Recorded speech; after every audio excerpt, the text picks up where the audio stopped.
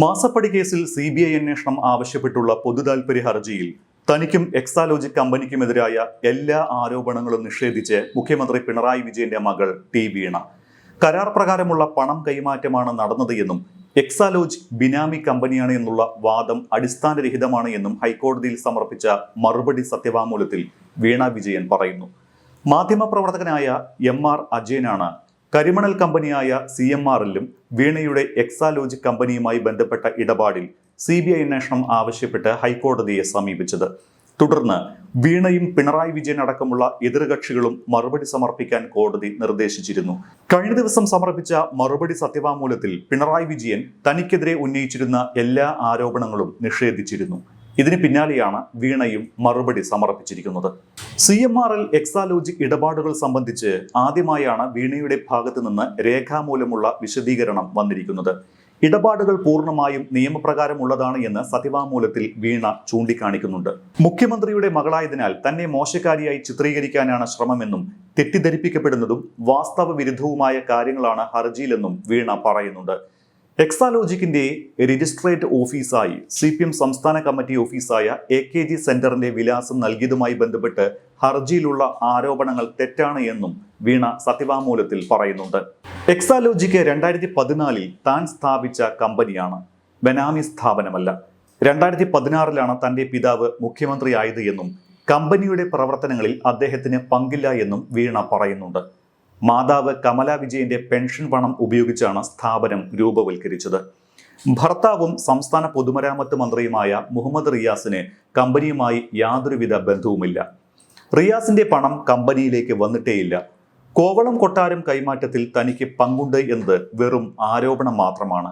ഹർജിക്കാരന് പൊതുതാൽപര്യമില്ലെന്നും ശ്രദ്ധ നേടാനുള്ള ശ്രമം മാത്രമാണ് എന്നും വീണ പറയുന്നു. എക്സാലോജിക്കുമായി ബന്ധപ്പെട്ട ഏതെങ്കിലും പണമിടപാടിൽ സർക്കാരുമായി ബന്ധപ്പെട്ടവരോ സ്ഥാപനമോ ഉണ്ട് എന്നതിന് തെളിവ് ഹാജരാക്കാൻ ഹർജിക്കാരന് കഴിഞ്ഞിട്ടില്ല എന്നും സത്യവാങ്മൂലത്തിൽ വീണ പറയുന്നു. CMRലിന് താനോ പിതാവോ സഹായം ചെയ്തതായോ അതിനുള്ള പ്രതിഫലം കൈപ്പറ്റിയതായോ തെളിവില്ല. CMRലും എക്സാലോജിക്കും തമ്മിൽ രണ്ട് സ്വകാര്യ കമ്പനികൾ തമ്മിലുള്ള ഇടപാട് മാത്രമാണ്. അതിന്റെ പേരിൽ പൊതുതാൽപര്യ ഹർജി നിലനിൽക്കില്ല. താനും എക്സാലോജിക്കും CMRലും ഉൾപ്പെട്ട എല്ലാ പണമിടപാടുകളും അക്കൗണ്ട് മുഖേന സുതാര്യമായാണ് നടന്നത്. CMRലിന് IT സേവനം നൽകുക എന്ന കരാറിന്റെ അടിസ്ഥാനത്തിലാണ് പ്രതിഫലം ലഭിച്ചത്. ഇക്കാര്യം ആദായനികുതി വകുപ്പ് അധികൃതരെയും അറിയിച്ചിട്ടുണ്ട്. ഇൻകം ടാക്സ് ഇന്ററിം സെറ്റിൽമെന്റ് ബോർഡിന്റെ റിപ്പോർട്ട് പ്രകാരം ഇല്ലാത്ത സേവനത്തിനുള്ള പ്രതിഫലമെന്നാണ് വീണയ്ക്കെതിരെയുള്ള ആരോപണം. ആ ആരോപണത്തെയാണ് പൂർണ്ണമായും തള്ളിയിരിക്കുന്നത്. തന്റെ ഭാഗം കേൾക്കാതെയാണ് income tax interim settlement board report നൽകിയത് എന്നും വീണ പറയുന്നുണ്ട്. SFIയുടെ അന്വേഷണത്തോട് പൂർണ്ണമായും സഹകരിച്ചിട്ടുണ്ട് എന്നും വീണ വ്യക്തമാക്കുന്നു. തന്റെ കമ്പനിയുടെ ബംഗളൂരുവിലെ രജിസ്ട്രേഡ് ഓഫീസ് കോവിഡ് വ്യാപനത്തെ തുടർന്ന് അടച്ചുപൂട്ടിയിരുന്നു. ഇത് ഔദ്യോഗികമായി അറിയിക്കാത്തതിനാൽ രജിസ്ട്രാർ ഓഫ് കമ്പനീസ് 1 ലക്ഷം രൂപ പിഴ ചുമത്തി. പിന്നീട് ഇത് 20,000 രൂപയായി കുറച്ചു. ഇത്തരം നടപടിക്രമങ്ങളുമായി ബന്ധപ്പെട്ടാണ് പിഴ അടച്ചത് എന്നും അല്ലാതെ AKG സെന്റർ കമ്പനിയുടെ രജിസ്ട്രേഡ് ഓഫീസ് വിലാസമാക്കിയതുമായി ബന്ധപ്പെട്ടല്ല എന്നും സത്യവാങ്മൂലത്തിൽ പറയുന്നുണ്ട്. അനാവശ്യമായ ആരോപണങ്ങൾ ഉന്നയിച്ച് തന്നെ അപകീർത്തിപ്പെടുത്താനുള്ള ശ്രമമാണ് ഹർജിക്കാരൻ നടത്തുന്നത് എന്നും മുഖ്യമന്ത്രിയുടെ മകളായതിനാൽ കേസിൽപ്പെടുത്താൻ ശ്രമിക്കുകയാണ് എന്നും വീണ പറയുന്നുണ്ട്. താൻ വിദ്യാസമ്പന്നയായ യുവതിയാണ്, IT മേഖലയിലെ ഒരു പ്രൊഫഷണലാണ്. എക്സാലോജിക് കമ്പനി കോവിഡ് കാലത്താണ് പൂട്ടിപ്പോയത്. ബിനാമി കമ്പനി എന്ന ആരോപണം അടിസ്ഥാനരഹിതമാണ്. CBI അന്വേഷണത്തിനുള്ള അപേക്ഷ നിരാകരിക്കണമെന്നും വീണ ആവശ്യപ്പെട്ടിട്ടുണ്ട്. ഹർജി ലക്ഷ്യം വെക്കുന്നത് രാഷ്ട്രീയ ആക്രമണമാണ് എന്നും പൊതുതാൽപര്യത്തിന്റെ പരിധിയിൽ വരില്ല എന്നുമാണ് മുഖ്യമന്ത്രി ഹൈക്കോടതിയിൽ നൽകിയ സത്യവാങ്മൂലത്തിൽ ചൂണ്ടിക്കാട്ടിയത്. പൊതുതാൽപര്യമെന്ന ഉദ്ദേശശുദ്ധി ഹർജിക്കില്ല.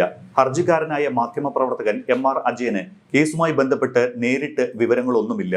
ആദായനികുതി വകുപ്പിന്റെ ഇന്ററിം സെറ്റിൽമെന്റ് ബോർഡിന്റെ ഉത്തരവിന്റെ മാത്രം അടിസ്ഥാനത്തിലാണ് ഹർജി.